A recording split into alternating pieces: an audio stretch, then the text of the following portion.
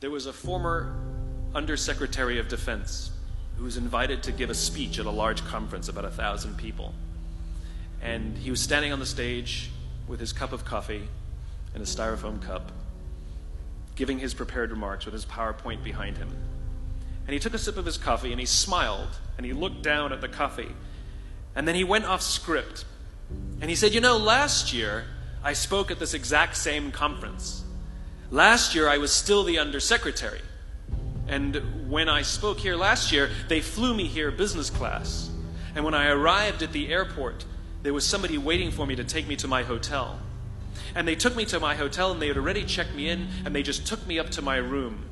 And the next morning I came downstairs and there was someone waiting in the lobby to greet me and they drove me to this here same venue. They took me through the back entrance and took me into the green room and handed me a cup of coffee in a beautiful ceramic cup. He says, I'm no longer the undersecretary. I flew here coach.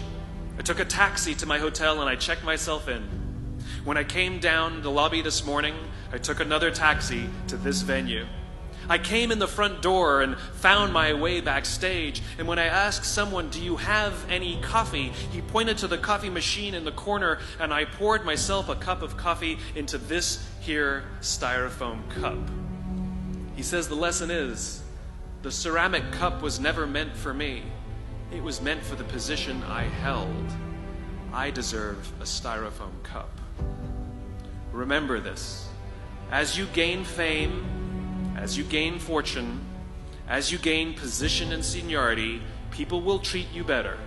They will hold doors open for you. They will get you a cup of tea and coffee without you even asking. They will call you sir and ma'am, and they will give you stuff. None of that stuff is meant for you. That stuff is meant for the position you hold. It is meant for the level that you have achieved of leader or success or whatever you want to call it. But you will always deserve a styrofoam cup. Remember that. Remember that lesson of humility and gratitude. You can accept all the free stuff. You can accept all the perks. Absolutely, you can enjoy them. But just be grateful for them and know that they're not for you. I remember getting off the Acela. I took the Acela from New York to Washington, D.C. And I got off the train like everybody else. And I was walking down the platform like everyone else. And I walked past General Norty Schwartz, who used to be the Chief of Staff of the United States Air Force, the head of the Air Force.